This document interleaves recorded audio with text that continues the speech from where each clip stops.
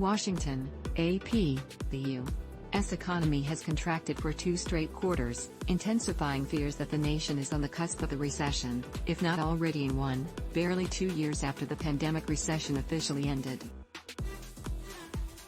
6 months of contraction is a long-held informal definition of a recession. Yet nothing is simple in the post-pandemic economy.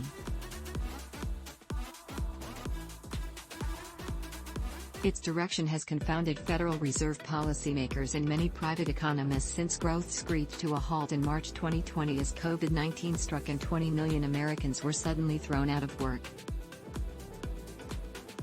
Even as the economy shrank over the first half of this year, employers added 7 million jobs, more than in most entire years before the pandemic struck. And the unemployment rate has sunk to 3.6%, near a half-century low. Robust hiring and exceedingly low unemployment aren't consistent with the recession. Read more, your guide to Congress's new inflation-fighting package. While most economists, and Fed Chair Jerome Powell, have said they don't think the economy is in recession, many increasingly expect an economic downturn to begin later this year or next.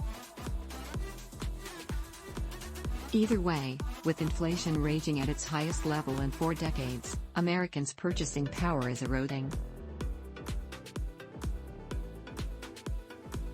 The pain is being felt disproportionately by lower-income and Black and Hispanic households, many of whom are struggling to pay for higher-cost essentials like food, gas and rent. Compounding those pressures, the Fed is jacking up interest rates at the fastest pace since the early 1980s, thereby magnifying borrowing costs for homes and cars and credit card purchases. As a result, regardless of whether a recession has officially begun, Americans have increasingly soured on the economy. So how, exactly, do we know when an economy is in recession? Here are some answers. Who decides when the recession has started?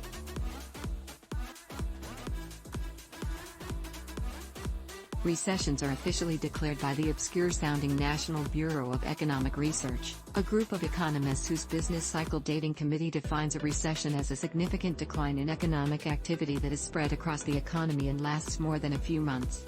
The